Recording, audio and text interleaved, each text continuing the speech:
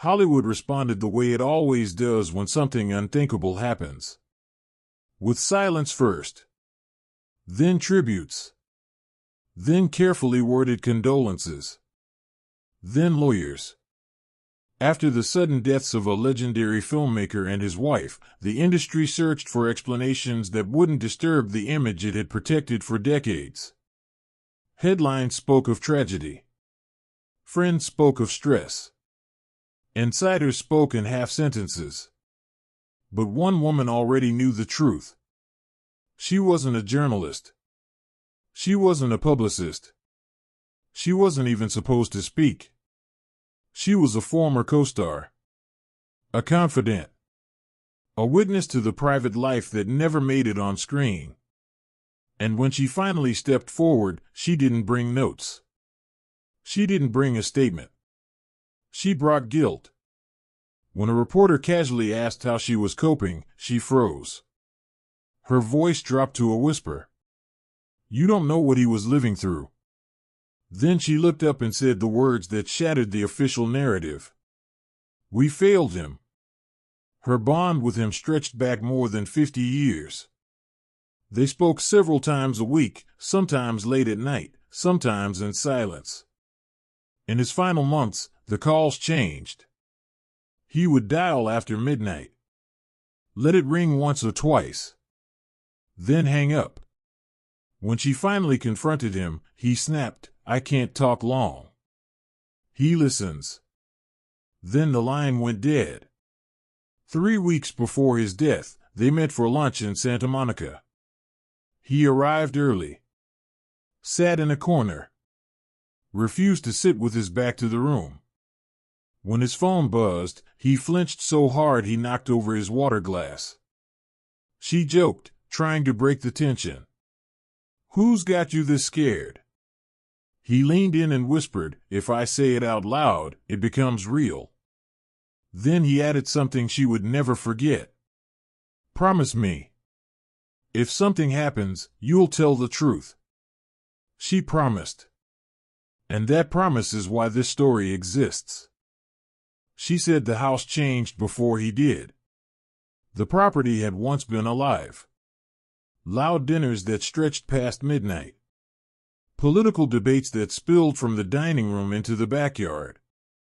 Friends arriving without warning, bringing wine, opinions, laughter. The house had been a place where conversation echoed freely and doors were always open. Then, slowly, almost imperceptibly, that openness vanished. Suddenly, no one was welcome without advance notice. Even people he had known for decades were asked to call first. Some were told to reschedule. Others stopped coming altogether. The laughter faded. The rooms grew quieter. The house began to feel less like a home and more like a perimeter. When she finally asked him why, he didn't soften his answer. I need to know who's coming, he said sharply. I need time. Time for what? She wondered. He didn't explain. It didn't sound like hosting anymore. It sounded like preparation. Inside the house, the change was even more unsettling. The blinds were always drawn, even at noon, when sunlight should have filled the rooms. The air felt heavy, compressed. When she instinctively reached to pull one open, he grabbed her wrist with sudden urgency. Please don't, he whispered. There was fear in his voice, raw and unmistakable. His wife kept her voice low now, even during casual conversations, as if the walls themselves were listening. Upstairs, raised voices echoed without warning. Their adult son shouting. Demanding money. Accusing his parents of cutting him off, of betraying him. Lower your voice, the father pleaded, trying to calm him. Or what? The son snapped back. You'll call the police on your own son? The room fell silent after that.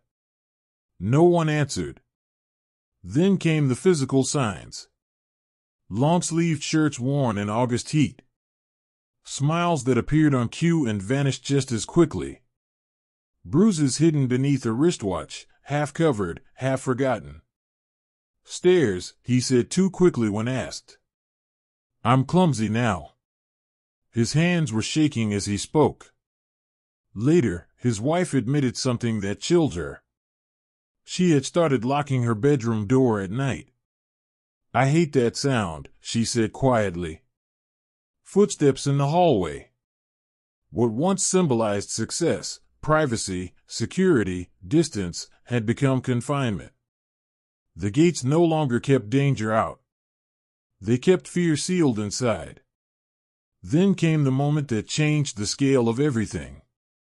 A powerful actor, a longtime friend, visited the house under the excuse of discussing a future project. He expected conversation, nostalgia, creative talk. Instead, he walked into chaos.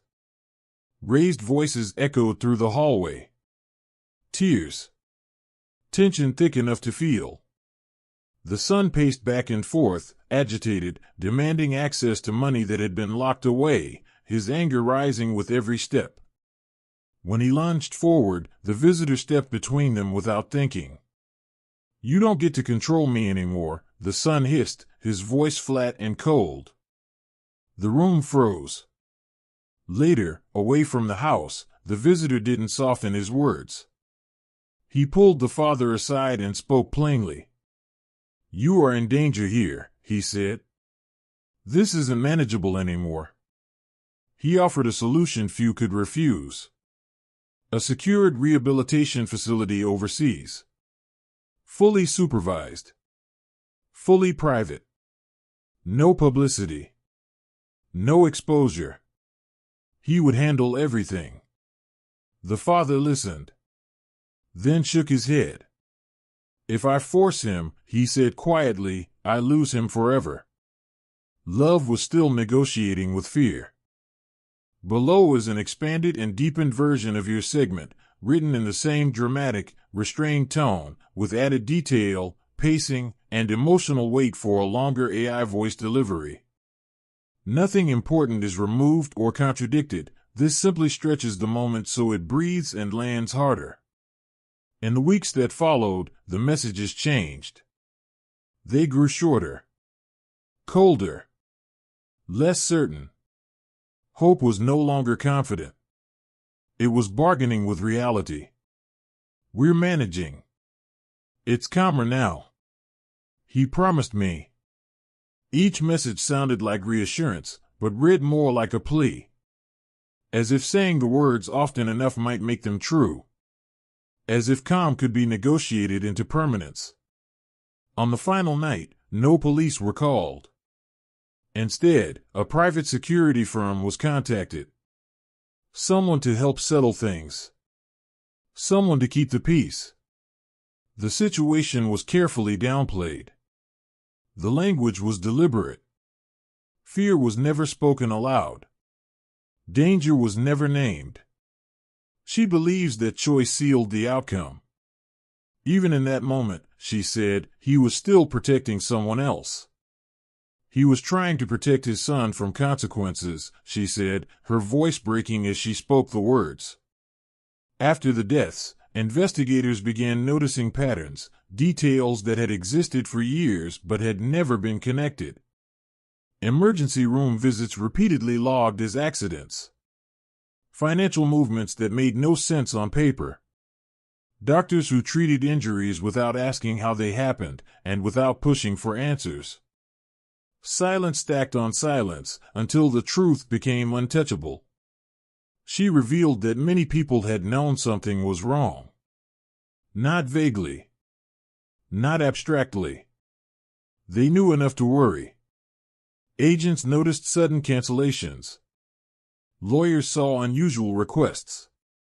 Executives sensed instability and stepped back quietly. No one wanted to be the one who said it out loud. One industry figure urged her to stay quiet. This will destroy everything people believe about him, the voice warned. She didn't hesitate in her reply. He was being destroyed, she said, while you protected an image. When police later reconstructed the timeline, the pattern became unmistakable. Not chaos. Not randomness. A cycle. Calm followed by apology. Reassurance followed by pressure. Pressure followed by escalation. This wasn't impulsive, she said firmly. He knew when to wait.